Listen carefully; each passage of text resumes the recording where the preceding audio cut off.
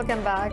We start our news bulletin from the US, where more than 65,000 people are tested positive for COVID-19 in the past 24 hours. The countrywide cases have crossed 3.1 million with over 133,000 deaths. The global number of coronavirus cases has exceeded 12.2 million, with the total nearing 555,000. This report has details. The new coronavirus is wreaking havoc in the Americas, tumbling records of daily deaths and infections. In the virus epicenter of Latin America, Brazil has reported over 1,200 deaths, while Mexico recorded 730 fatalities in the last 24 hours. Bolivia's President Janine Áñez has tested positive after Brazil's President Jair Bolsonaro, who doctors say is recovering well. Meanwhile, U.S. infectious disease expert Dr. Anthony Fauci has blamed the unprecedented spike in cases on the haste to open up the economy. Doctors and nurses are struggling to cope as COVID-19 patients flood hospitals in over 36 states of the U.S. California is facing the double threat of rising coronavirus numbers as it enters peak wildfire season.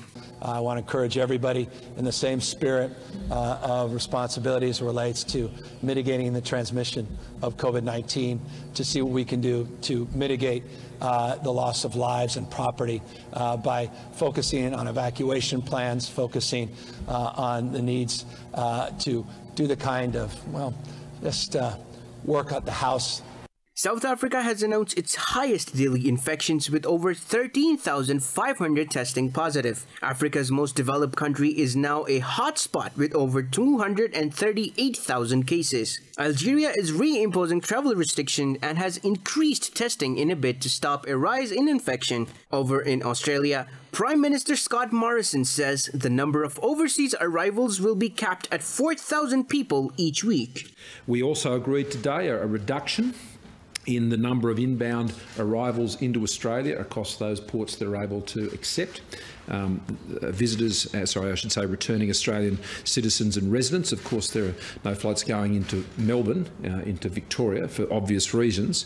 In Asia, China has reported 4 new coronavirus cases, down from 9 a day earlier. South Korea's daily virus cases fell below 50, but imported cases and infections tied to churches continue despite enhanced measures.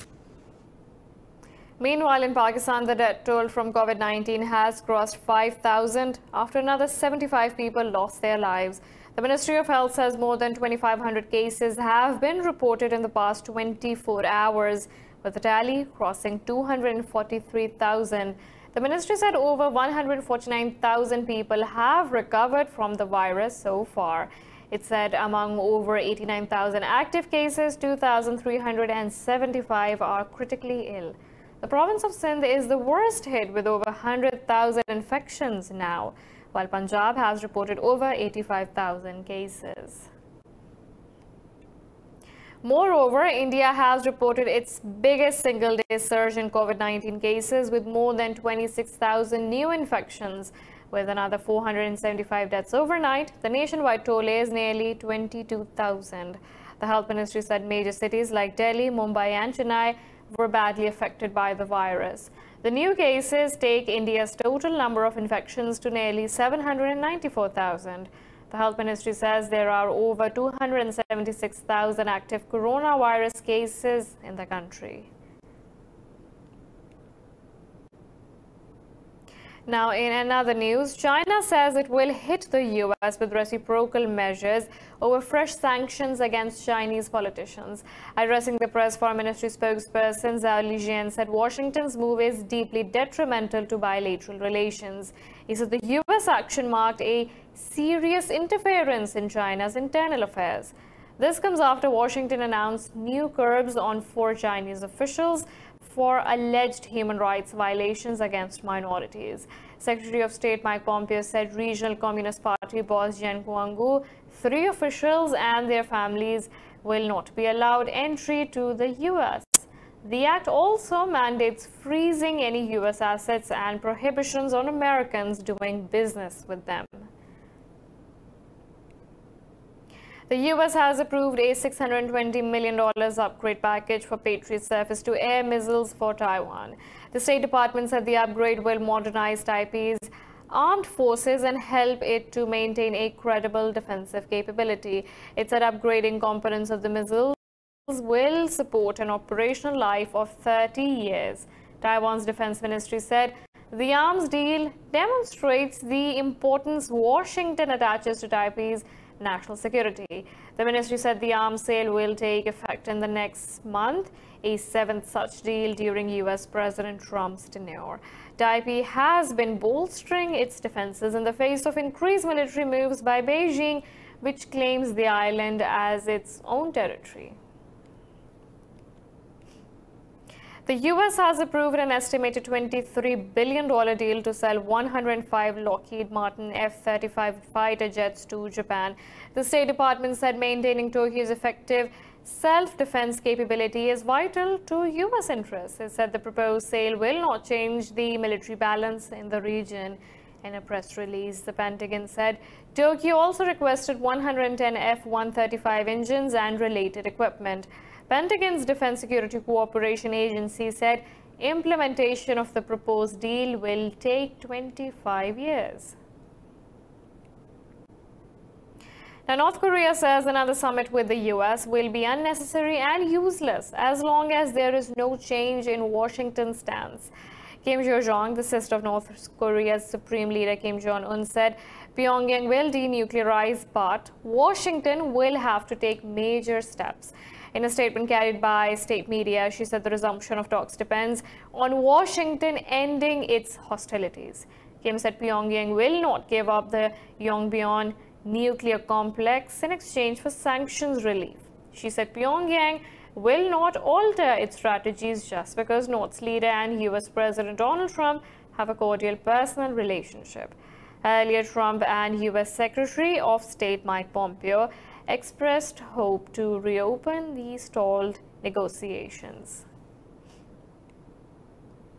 In another news, the US Department of State has invited Russia's Deputy Foreign Minister Sergei Ryabkov for a new round of talks on strategic stability. Earlier, Ryabkov announced that the consultations on strategic stability were set for mid-July.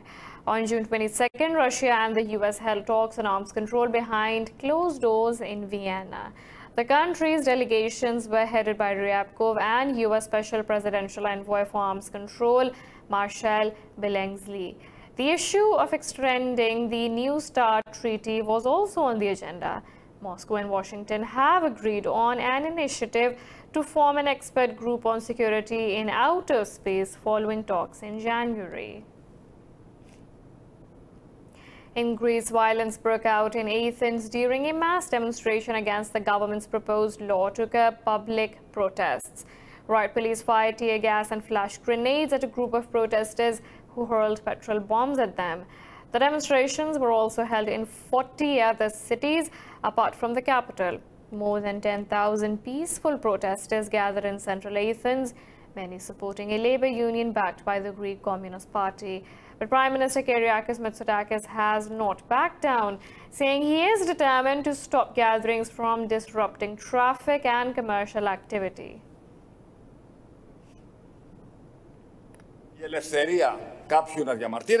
The freedom for someone to be able to get to a hospital, to get to his job, to his home, to be able to go out for a walk with his kids is just as precious as the freedom to demonstrate. In a democracy, the right of one does not overrule the right of the rest. UNESCO says it must be notified of any change in the status of Istanbul's 6th century Hagia Sophia Museum. The UN cultural body said any changes to the museum status may have to be reviewed by its World Heritage Committee. It said the Hagia Sophia was on its list of World Heritage Sites as a museum and had certain commitments and legal obligations. Meanwhile, a spokesperson for Turkish president says reopening Hagia Sophia for prayers will not deprive it of its identity. He said the place will always be a part of the world's historical heritage. The site was at the center of both the Christian Byzantine and Muslim Ottoman empires. Turkey's top administrative court is likely to announce today that the 1934 conversion of the Hagia Sophia into a museum was unlawful. In Serbia, the government has scrapped plans to impose a weekend COVID-19 curfew in Belgrade after 2 nights of protests. A government crisis group tasked with fighting the virus has decided instead to ban public gatherings of more than 10 people. This came after violent clashes broke out between the police and people protesting the lockdown measures. Thousands violated the ban last night by staging a sit-in in front of the parliament amid heavy police presence. Meanwhile, Russia has rejected Serbian media reports alleging Moscow of fueling the unrest. Moving on, Israeli forces have shot and martyred a Palestinian youth in the occupied West Bank. In a statement, the Palestinian Health Ministry said the citizen was killed in Kofalez village near the northern city of Salfit. The incident took place after clashes broke out between Israeli soldiers and young Palestinians in the village. Health officials said the martyred youth succumbed to wounds after he was shot in the neck. Eyewitnesses said the Palestinian was shot in cold blood while out walking with his friends.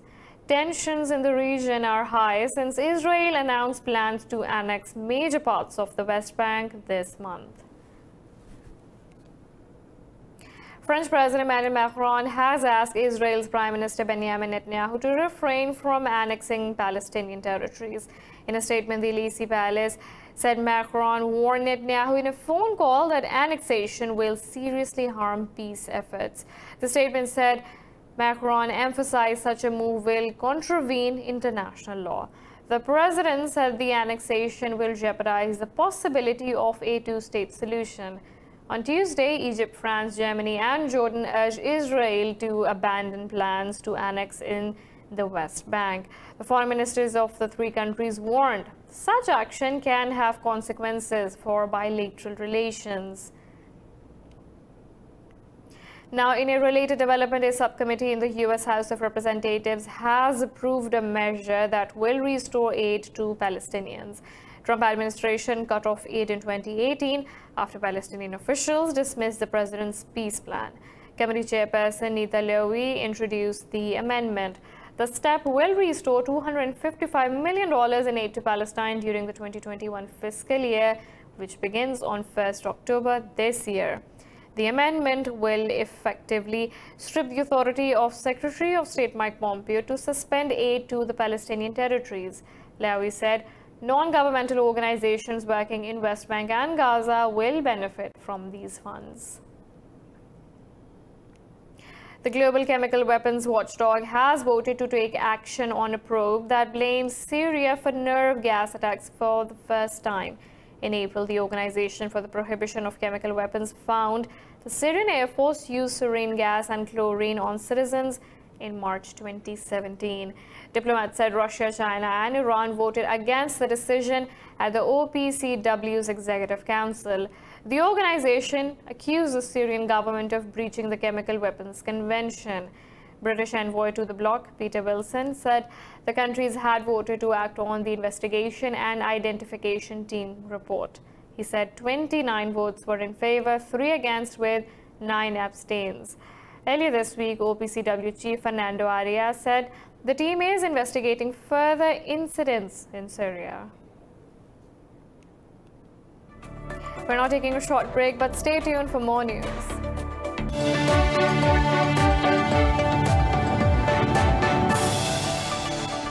Welcome back. Pakistan's Minister for Human Rights, Dr. Shirin Mazari, has written a letter to the UN High Commissioner for Human Rights about the worsening situation in Indian-occupied Kashmir. In a letter addressed to the Commission Chair Michelle Bachelet, the minister expressed grave concern over India's illegal annexation of the occupied valley. Dr. Mazari highlighted the forcible transfer of civilian populations to and from Indian-occupied Jammu and Kashmir. She said that India has issued around 25,000 Indian citizens' domicile certificates in occupied Jammu and Kashmir in a blatant violation of 4th Geneva Convention. Mazari called for an urgent intervention by the UN High Commissioner to end the breaches of fundamental human rights norms. In Nepal, cable operators have banned all Indian news channels except the government-owned Doordarshan television. They took the decision amid mounting tensions over a map row between Kathmandu and New Delhi.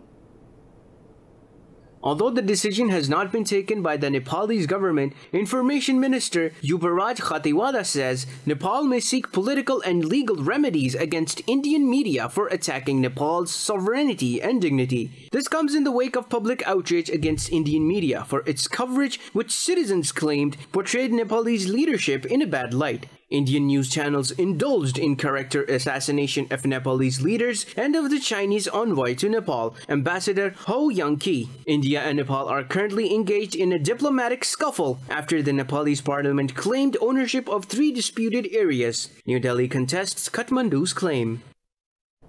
Sudan's Prime Minister Abdullah Hamdok has replaced the finance, foreign, energy and health ministers and 3 others as part of a sweeping reshuffle. In a statement, the government said Hamdok has named interim replacements to lead all 7 ministries. Hamdok leads a government of technocrats under a 39-month power-sharing agreement between the military and civilian groups. The agreement was reached following the removal of the country's longtime ruler Umar al-Bashir last year. The cabinet reshuffle comes 9 days after violent protests against government's coronavirus response and economic crisis. The human rights body says at least 3 people have been killed during protests in Congo, triggered by plans to name a new election commission chief. In a tweet, the United Nations Joint Human Rights Office said it was concerned about the use of lethal force by law enforcement. It said 2 protesters and a police officer were killed during the protests. The protesters were upset at the appointment of Ronzed Malonda as president of the Independent National Electoral Commission. The National Assembly ratified Malonda's nomination last week, but is yet to be signed off by the president. Russia says it has started the final stage of clinical trials of a potential COVID-19 vaccine. The medicine is being developed by the Gamaleya Scientific Research Institute of Epidemiology and Microbiology jointly with the Defense Ministry. In a statement, the Defense Ministry said participants of the first and second groups are showing an immune response after injections. It said the vaccine will protect people against the virus for more than 2 years. Clinical testing of the vaccine began on 18th June. Meanwhile, Health Minister Mikhail Maroska says Russia will have at least 3 or 4 coronavirus vaccines. The minister earlier announced that the country had 17 promising vaccines for the coronavirus. France says the spire of Notre Dame Cathedral, which was destroyed in a fire last April, will be restored according to the original Gothic design. This announcement comes after a meeting of the country's National Heritage and Architecture Commission. President Macron announced the decision, putting an end to speculation that the spire will be rebuilt in a modern style. The president said he wants the restoration to be completed by 2024, when Paris is hosting the Olympics.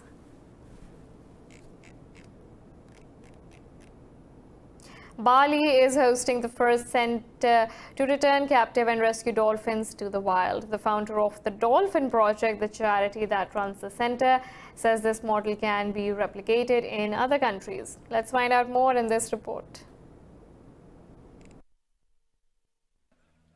Just a year ago, Rambo the dolphin was confined to a shallow chlorinated pool in an Indonesian hotel in the island of Bali, entertaining visitors from around the world by jumping through hoops. Now, the bottlenose dolphin, estimated to be about 15 years old, is swimming freely after being brought to what organizers say is the world's first permanent rehabilitation center. This is a project initiated by Bali's government and animal rights groups.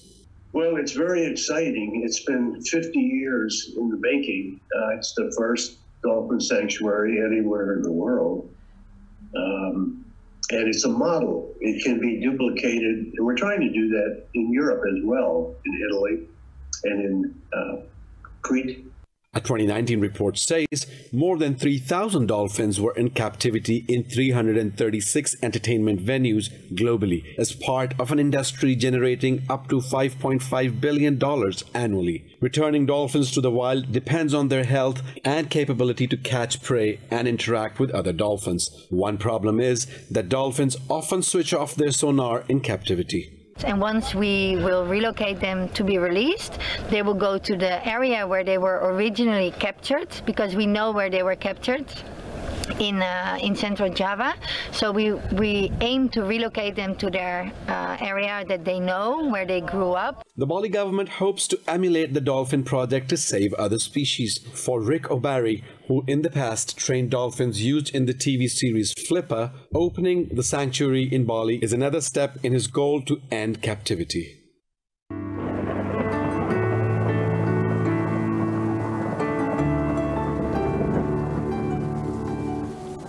Now let's look at the weather from around the globe.